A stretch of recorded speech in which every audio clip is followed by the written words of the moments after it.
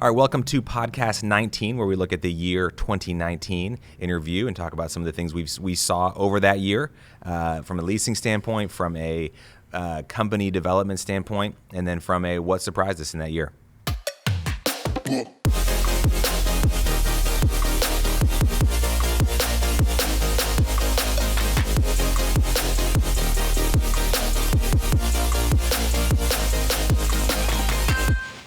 All right, so welcome to Hawk Podcast 19, where we take a look at 2019, the year.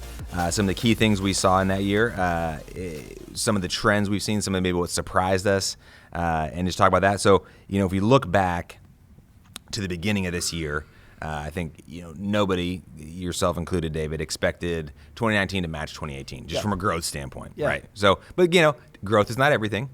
Markets mature in other ways, and there's activity and development that take place that are important outside of just that key, absorption number. So, want to talk through some of that again. Through 3 quarters of 2018, there was 362 megawatts of absorption. We look at the top 10 markets, just as a metric there. 2019 is about 201, so 362 to 201. So again, outside of like a, blockbuster quarter, which we don't think is going to happen. 2019 is going to be significantly lower than 2018.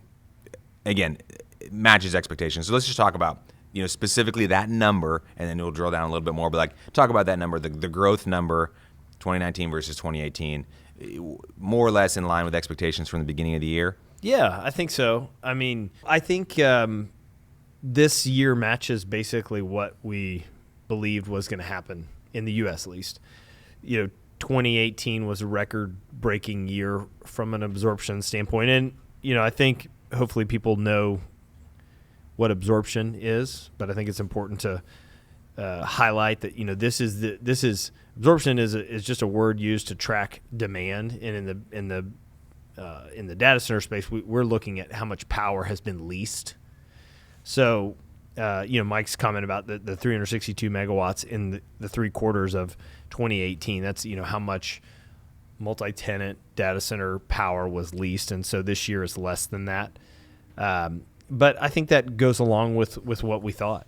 And, the data center industry has to an extent, it's a victim of its own success, which is, once it sets a new record, the question is how big will the record be next year? And if it's not setting a record, people tend to think or can think, hey, what's wrong? And I don't think it highlights anything that's wrong. I just think it highlights some of the changes that are taking place with data center user demand and supply and how those things interact with one another. So, in my opinion, 2019 was a really solid year.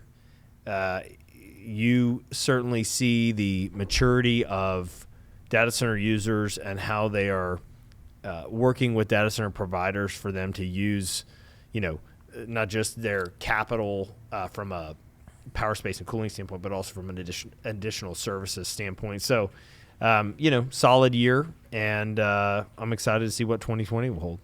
Yeah, when we talk about the maturation of a market or a company, what are some of the things you've seen over this year where companies maybe are making investments for the future, or just again poising themselves for future growth? Yeah, and you're talking about from an operator standpoint. Sure. Yeah. So absolutely. I think what we've seen in the data center operator community has been a look towards, what does the next 5 to 10 years look like for us in, not just a market but a country and globally. And that story has never been more important as it is today, just given the business challenges that a lot of the data center operator customers have. So, their ability to strategically think about growth, not just when their site is 60 or 70% full. Hey, we need to look for another site here in this market, because that takes time. It takes a lot of effort, and they have users that have big needs, and so they're looking for how to grow in the future. So we have certainly see that. One trend that we've seen is the land banking of data center operators. I think this is a smart move that, while land is maybe more expensive than it's been, in the last 5 to 10 years from a data center perspective, it's a lot less expensive than building a shell or building, a turnkey data center power and space. So, this we talked about this the other day, Mike. I mean, this is all about how you allocate capital, where you place your money. And the data center operator community has gotten very smart at how to do this and how to ramp up very quickly to meet the needs that their smaller, big users might have. Yeah, so let's talk, specifically about some of those, those trends we saw, like from a leasing standpoint, about, maybe, from like at the top end of the market, what happened there, and some of the changes there that impacted 2019. Some of the different types of users, maybe the enterprise side versus the retail side, and let's talk a little bit about that. 2019 trends. You got it. Here we go. No, so number one. Yes, number one. No, let me just highlight a few things that I think have, really been the story of the data center industry in 2019. And, and this comes from, I think this is a good point. I mean, we do a lot of discussions with industry leaders. It's one of the things we've invested in. We do this podcast, but our Hawk Talks are designed to really hear what these leaders are thinking and how they're growing their companies. And so a lot of this discussion that I'm having is not just from us walking through data centers and talking with our customers, but it's also from those discussions that take place. Yeah, it's not just, black and white numbers and statistics. There's some qualitative just understanding of the space. So we appreciate that. Yeah, so here's what I'd say. The first trend I would say is really this dual strategy from hyperscale users still exists. So I don't know how you bucket that in a trend, but that's what I would say. And I believe that in the last 5 years, what we have seen is 5 to 10 really big data center users at certain times own and operate data center facilities themselves, and then at other times utilize data center operators' capital, flexibility, ability to get to the market quickly. I mean, all these things that these data center operators do so well, they've chosen to use that. And so we basically have seen this ebb and flow of how much that is happening. And so in 2018, we saw that probably to its highest level. In 2019, it wasn't at that level, but it was still happening. So 2020, something to watch will be those levers and how much leasing takes place from those large users. But that certainly is a trend that we have seen, and it's what's taken the data center industry to where it is today. I mean, I've told you this before. If you told me, 10 years ago that these large companies that traditionally had gone to rural markets had looked for tax incentives and cheap power and, as much land as they could find would come to larger markets and use data center operators, the things we talked about, I wouldn't have believed you. So it has transformed the industry over the last several years, and that ebb and flow that we talked about will impact the market for sure in 2020. But that certainly was a trend in 2019. The other thing that we talked about earlier today was, the enterprise user is becoming more important. And what I mean by that is this highlights, the trend of hybrid IT, hybrid solutions, how the traditional, data center requirement 2 to 5 years ago wasn't as mature from a cloud standpoint. So, more of that went to a co-location environment, or it was stored in their own premises. Now that's changed. So what's happening is you have a more mature user, but the enterprise user requirements are, in my opinion, more important for the data center provider. There's maybe less of them in larger scale, but maybe more in smaller scale. And so I think you're seeing a lot of those companies really focus on, hey, how do we still serve the needs of these companies, even though we are trying to get, we are trying to provide solutions for larger users as well. But that certainly is a trend that we've seen, and we feel like that will take place, in 2020 as well.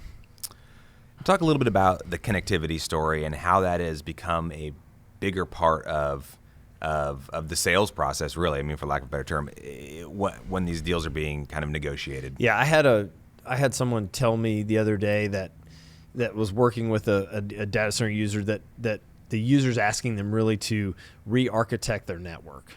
And so there's a realization from the data center user that they need to get more mature from a connectivity perspective, because that impacts their ability to provide the solutions to their company. And so, because of that, you're seeing this be one of the most important things that companies are trying to figure out, which is why you're seeing such an investment by the data center operator community into, more connected facilities, cloud connectivity. I mean, just more options to the data center users. And as businesses become more mature in the solutions they provide to their end users, that connectivity piece is at the top of the list of how do we best serve our customers and what experience do they get. And a lot of times that comes back to how fast are our solutions and how can we make sure that they never go down from a network standpoint. And we certainly have seen maturity there. Great. And then lastly, I think this is one we didn't talk about ahead of time, so I'm going to put you on the spot here. Yeah. From a pricing standpoint, yeah. What did we see happen in 2019? Yeah. I mean, I would say it's never been it's a very competitive market from a pricing standpoint. And, the end solution has changed over time. So, data center operators are building much more efficient today than they were 3 to 5 years ago. And so we are seeing some really interesting solutions that are doing different things from a cooling perspective. They're doing different things from an electrical perspective to help drive some of the costs down. But it is a very competitive time. So I think we will see some probably continual softening of prices in 2020. But I would imagine towards the end of 2020, 2021, we're starting to see some of those prices really start to firm up and move in the other direction. Save those thoughts for our 2020 Outlook pod, which will be podcast 20. I can't wait. Yeah, it's going to be great. All right, so talk a little bit about some of the kind of industry happenings, if you will. It's stuff that's more or less in line with trends we've described about an acquisition or a merger and that kind of thing. Yeah. So what did we see in 2019 and again, what are your thoughts on that? Yeah, I think one thing I'd highlight is the M&A activity that occurred in 2019. 2017 was one of the biggest years of M&A activity that the industry had seen, and 2018 was quieter, but we started to see some of that take place again in 2019. And I think what it highlights is companies that have specific needs or specific opportunities in other markets and look to grow quickly, and that's a very that's the quickest way to do that. Obviously, it takes time as you're merging two companies together or acquiring another company and bringing them into the overall umbrella of what the parent company will be. A great example of that was Digital Realty's acquisition or a merger with Interaction. Very strategic, allows them to serve customers in a number of markets from a European perspective. So, a very interesting part of 2019 really took place with that. We also saw a number of smaller data center operators that wanted to grow into a specific area, and they completed that in 2018 as well. So, specifically related to how companies were acquiring other providers in Canada, which I thought was interesting. We continue to see focus on tax incentive improvement, market to market. And I don't know if that will ever end because there's always work to be done there. But, Chicago is a good example of that. Paris, they're having discussions on how to improve tax incentives there. I think that will continue to happen. But we certainly saw, increased efforts in those in that part of let me do that again. So we, specifically saw increased efforts from a tax incentive standpoint in making the story better in those markets. The renewable energy focus is certainly at the top of the list for people in the industry. And it's good for all of us to think through that because the data center industry is such a large, power user. So over time, that's going to consistently come up. I also think that the focus on water conservation is, a trend that is starting to, I would say, be more on the front lines of how people are thinking about design and things like that. And then the other thing I would just say is like the data center design changes that have taken place in the last 3 years were really highlighted in 2019. So we've seen a number of data center operators really change the way they're building to meet the needs of users, which is expected, but certainly was interesting to watch in 2019. And, we were talking recently with a guy from a large provider, and he was talking about the different design philosophies that they're all maturing. They're all making improvements. They're all, but in some respects, they're all pursuing, not all of them. There are many different philosophies being deployed amongst the different providers. Yeah, that's probably a topic for another podcast. Sure. Well, and I would just say on that, which is one of the big challenges, because behind all these philosophies are people. So if people change and aren't at a company for a long time or whatever it might be, I mean, these are long projects. So it's not just like a decision you make and then it's done and you move on. I mean, this philosophy drives where you go, it drives what you build, and it drives how efficient it is. And so that is a discussion for another day, but it's an interesting one. It really is. All right, lastly, let's talk about some of the things that surprised you. Yes. I've heard it said like nobody likes surprises because they're typically bad, but there were some surprises that were positive. I would say good surprises. Yeah, for sure. So talk a little bit about some of the really at the market level things that surprised you in 2019. Yeah, one would be like Los Angeles had a strong year from an absorption perspective. Traditionally, users that are in LA, I mean, they're there from a strategic standpoint. They're typically smaller deployments because it's more expensive to be there. But we saw some larger users take down some bigger footprints there, and that led to a really strong year for LA, which I thought was interesting and shows. I think the trend that it illustrates was, when we talk about this all the time, like price is important, but if you're a data center user, you've got to look at economics, but it's not the most important thing in the sense of does it, because if it doesn't allow you to accomplish your business initiative, then it's foolish to go to somewhere that's cheaper just because it's cheaper. And I think what the growth in LA illustrates is users will pay the freight to be there because it solves a strategic business need. So that was interesting. We've heard a lot in Hillsboro, Oregon for the last 5 years about how great of a market it is and how much it's going to grow. We really hadn't seen a lot until this year. We've seen significant growth take place there, so I think that'll be a really interesting market to watch and discuss on podcast 20.